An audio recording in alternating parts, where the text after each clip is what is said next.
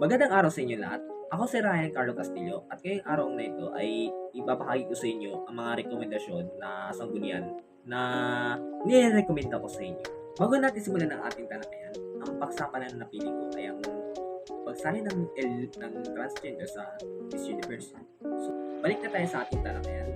So, marami akong sinerch na mga sanggunian o references sa internet na related sa topic na aking napili.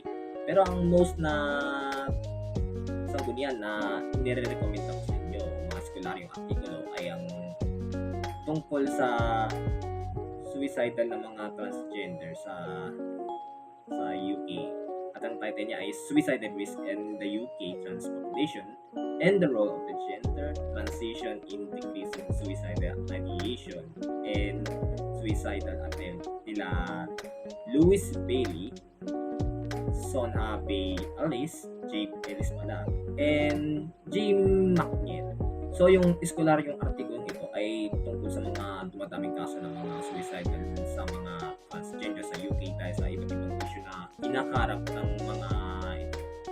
Katulad na lamang ng mga dystopia o hindi pagkapantay-pantay at sa hindi pagtrato sa kanilang kalusugan o mga o dahil sa kultura. So, meron nga tatlong paghahalin sa at mga punto na binigay ang artikulo na aking napili.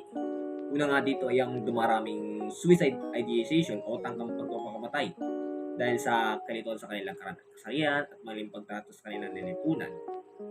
Partikular na binigyan din dito ng panaliksik mula kila Van Keshperin at Haas kung saan daw na mas mataas daw ang porsyento ng mga namamatay sa panig ng mga kalalakihan na nagiging babae, 30% o mahigit 1.6% na kabuuan ng kalalakihan o tungo sa pagiging babae.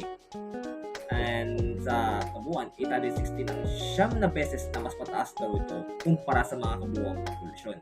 Pangalawa naman dito ay ang epekto ng karanasan na kinakaharap ng mga transgender. Isa nga dito ay ang suicidal ideation.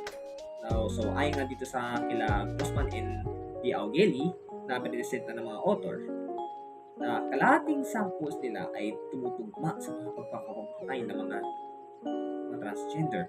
At sa mga tinitignan dito ay ang kakakilanlan nila na nahigit sangki ng maling pagtrato sa kanila ng pamilya nila sa pamamagitan ng verbal, puso at physical na hindi maganda sa kanilang pangangatawan.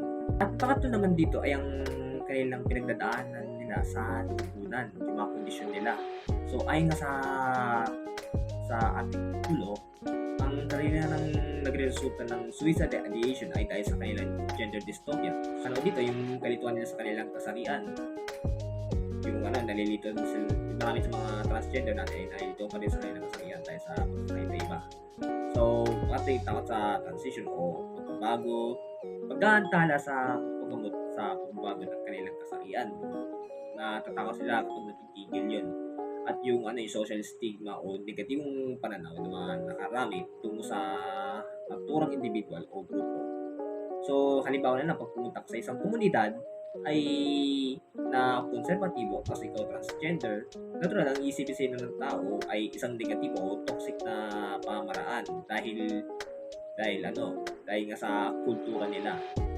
Mensahe ng artikulong to, ang mga patuloy pa rin pinagdadaanan ng mga transgender sa lipunan dahil na sa issue ng kanilang mentalidad, yung parang napagtato sa kanilang lipunan, at yung kanilang kalusugan. At rekomendasyon dito ng mga researchers o mga mananaliksik ay kaagad na serbisyo o pantay na lunas sa mga kapatid natin transgender nang sa gayon ay hindi humantong sa tangkang papakapatay o ideation suicidal.